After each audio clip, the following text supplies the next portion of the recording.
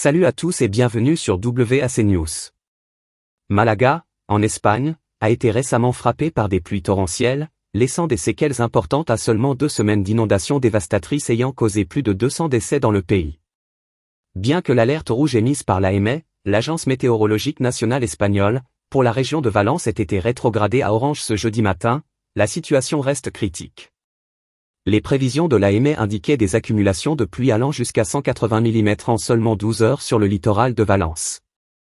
L'alerte rouge, qui représente le niveau maximal, a été instaurée mercredi soir, mais a été rapidement abaissée à orange, indiquant que le pire était potentiellement derrière nous.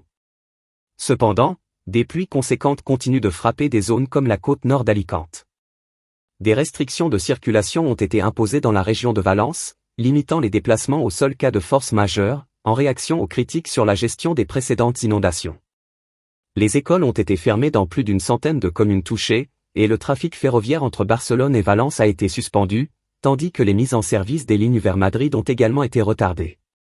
À Malaga, une nouvelle goutte froide a causé des inondations significatives, balayant plusieurs rues et rendant la circulation impossible.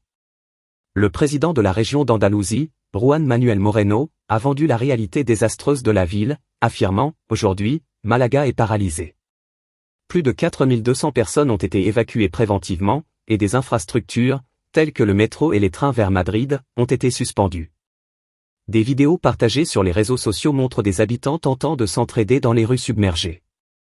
Les nouvelles pluies compliquent également les opérations de recherche pour retrouver 17 personnes toujours portées disparues suite aux inondations d'octobre. Les recherches se concentrent dans les zones côtières et autour des rivières, mais le mauvais temps a entravé les efforts, avec des marées qui compromettent la sécurité des opérations.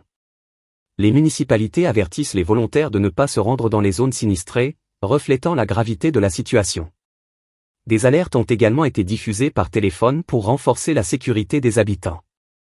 Alors que l'Espagne affronte à nouveau ces conditions météorologiques extrêmes, les autorités tentent de mobiliser tous les moyens disponibles pour répondre à la crise. Les leçons des événements tragiques des semaines précédentes guident désormais la réponse et la préparation face à ces catastrophes naturelles de plus en plus fréquentes sur le territoire.